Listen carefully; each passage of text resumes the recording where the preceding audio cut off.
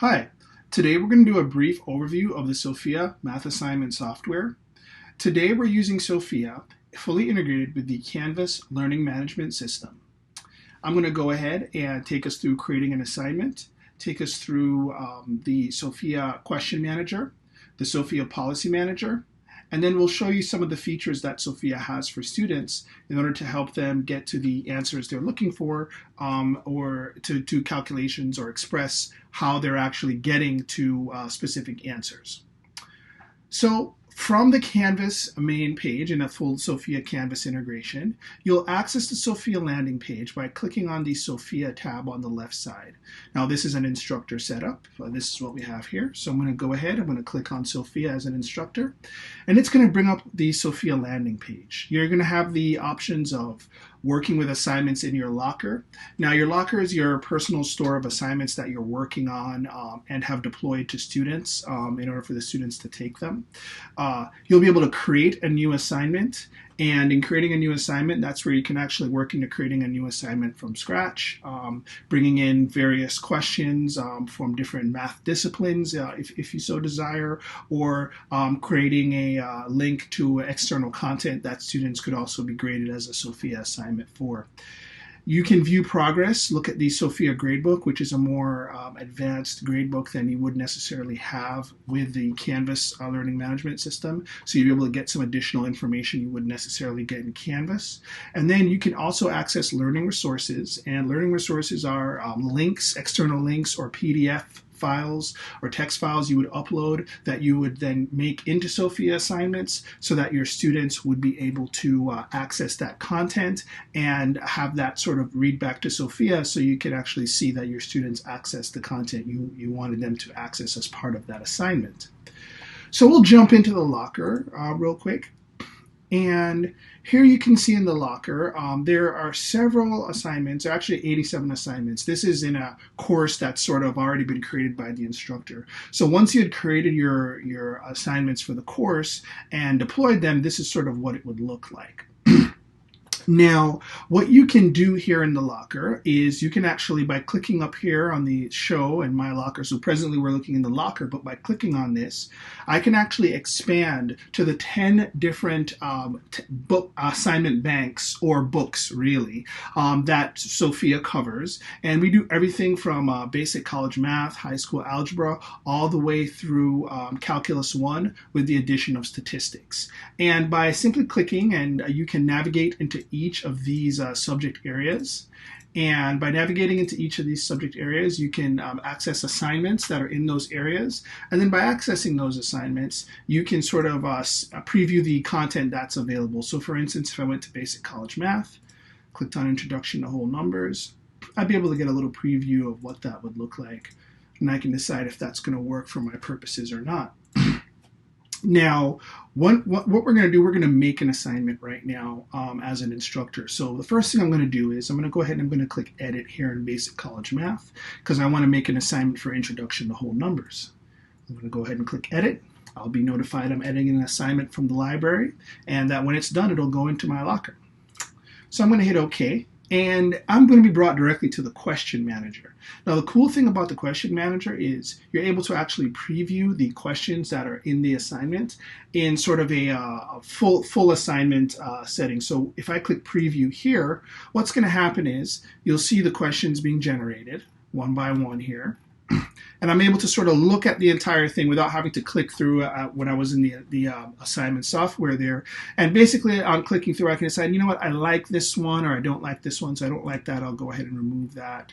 And I can sort of preview it that way. Now, something I wanted you to point out was that you saw that it took a little bit of time for the actual questions to appear. And that's because what I call the questions are being rolled. And that is all our questions are dynamically generated based on over 10,000 question templates that we have in our system, conforming to the subjects that we said we previously covered.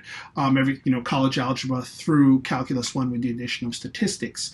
So we have about 10,000 different individual templates. Now, each template will have up to a score of different permutations that the question can go through. So right now, if we notice here, it says determine the place value of the digit 4 in the number 83 million. So if I go ahead and I close this and I decide to preview it again, it's now going to ask for the number 4 in 56 million, right? And if I were to do it again, it's now asking for the number 1 in 18 million. So as you can see, it's dynamic every time. And what that does is it ensures that each student is getting a different permutation of the same learning objective. And just to actually bring into focus sort of how the learning objective works is, so we start here at the bank level or the book level, right? So basically at that level, and the reason we use bank and not book is because we're OER friendly with Sofia. Sofia is designed to cover learning objectives and not cover sort of book objectives. So we don't create our content around specific books. We create our content around general learning objectives for courses and subject areas that we sort of collate from various, national, focuses on certain, math fields. So we sort of kind of collate that, and then we sort of create the best generalized questions and learning objectives that correspond to that, so that we can free instructors to use OER materials that of their choosing and not bind them to expensive textbook-based materials. So at the bank level, you can sort of scroll through. You can go to Basic College Math, and you'll see that the topic, subtopic obviously will change. And then so from the bank level, you go into the topic on that subject.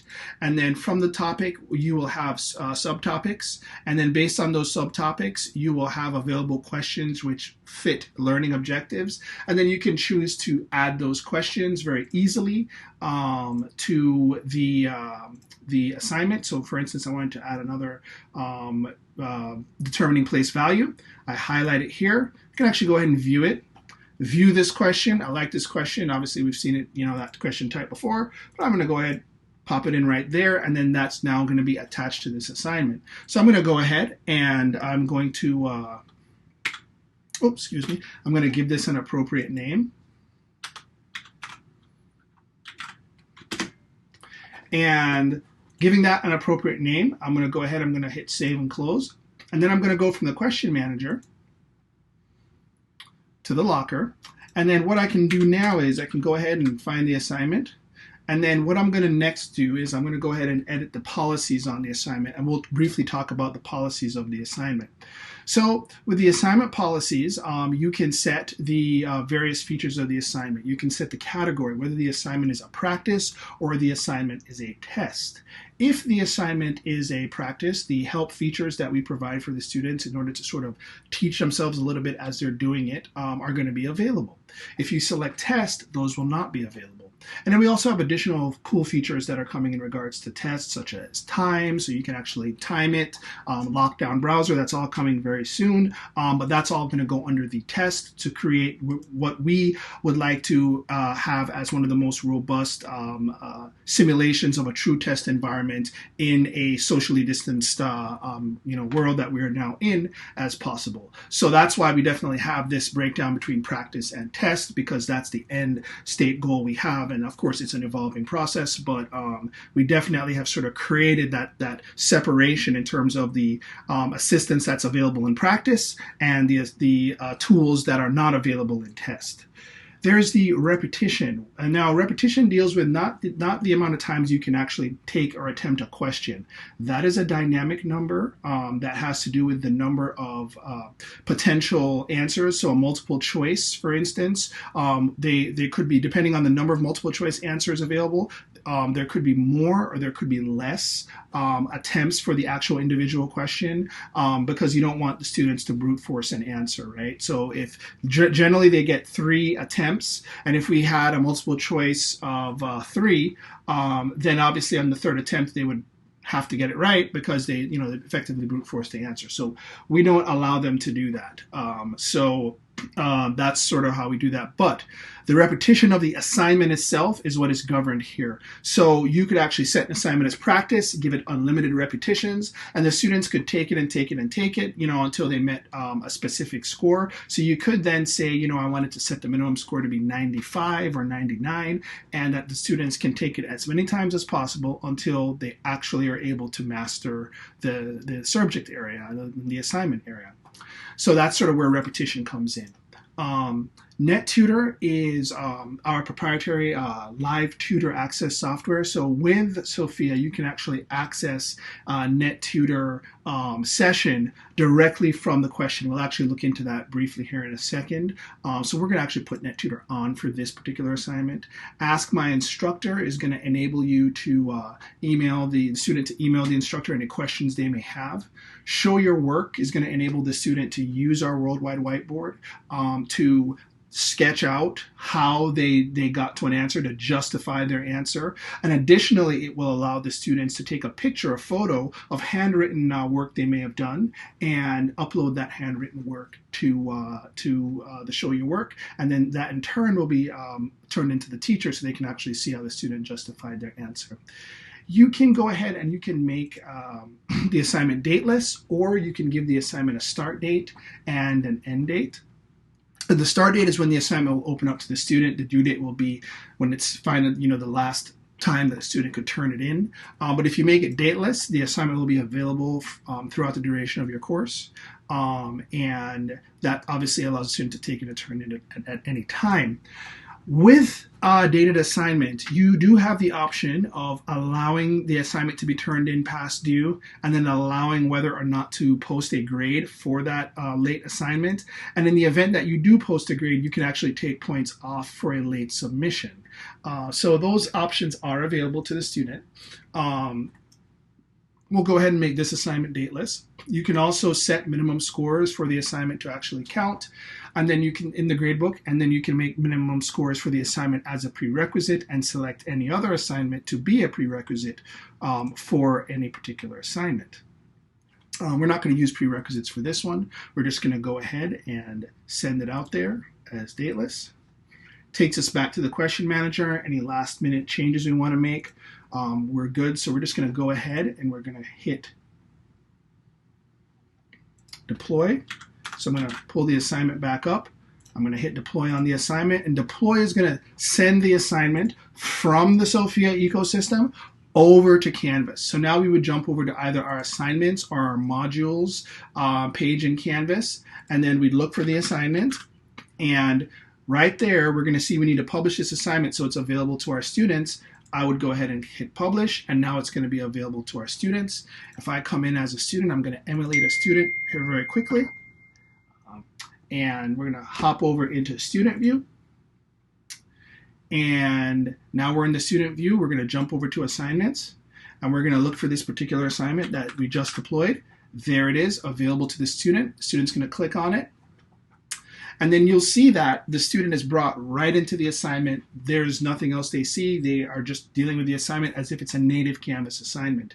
The very first time a student accesses Sofia, they will be asked to authorize Sofia. But after that, subsequently, the student will just be taken directly into the Sofia assignment.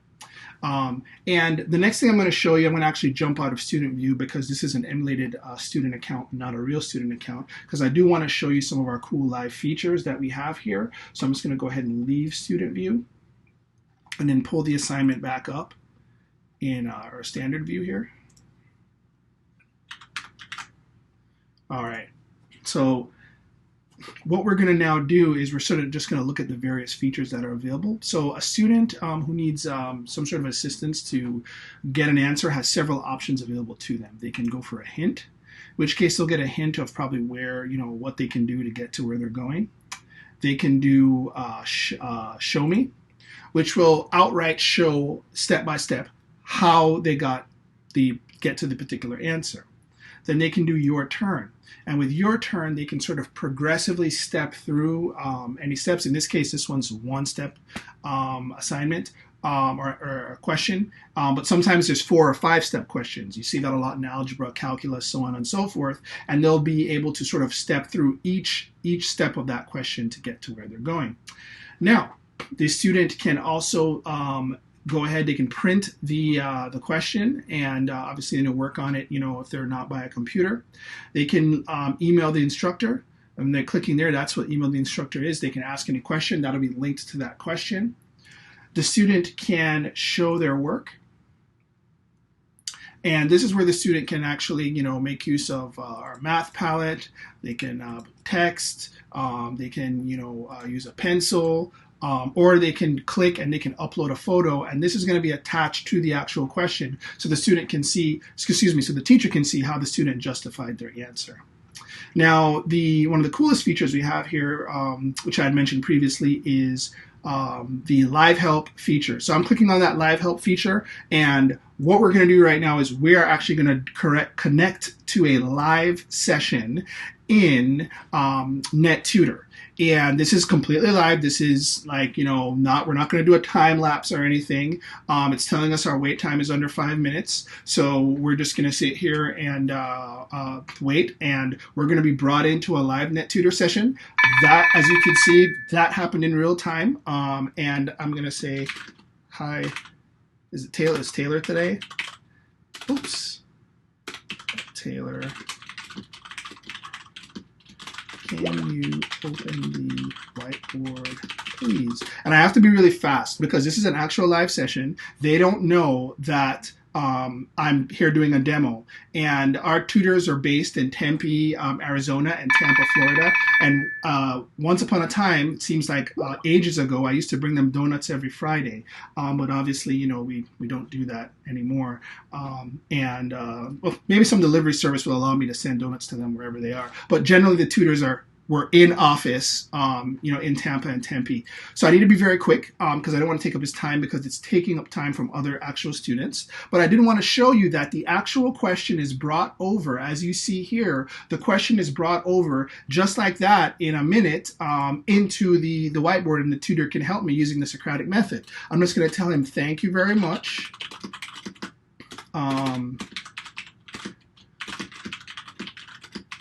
I'm typing super fast, so sorry for the misspelling. A great weekend.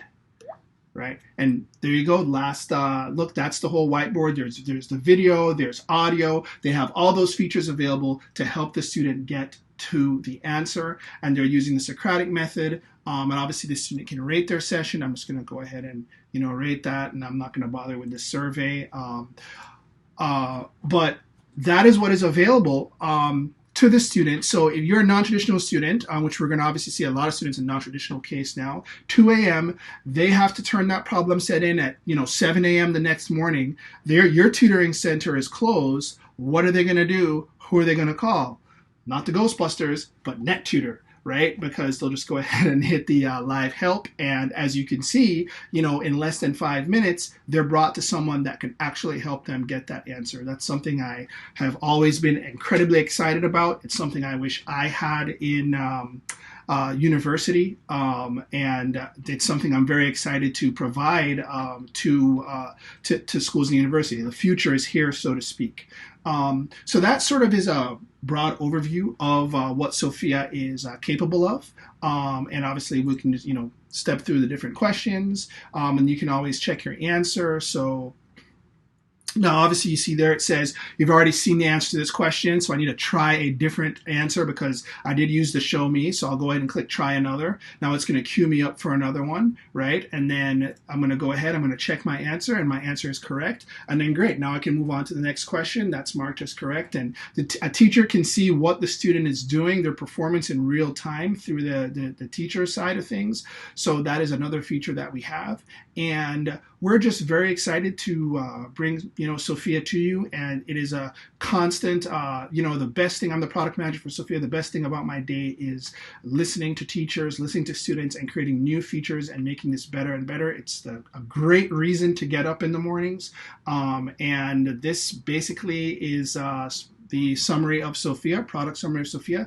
And please do email me at astern@link-systems.com. We'd be happy to provide you with credentials to take a look in Sofia and also set you up with a free Sofia pilot. And that sort of brings everything to a close. Thank you very much. Stay safe, stay healthy, and have a great summer.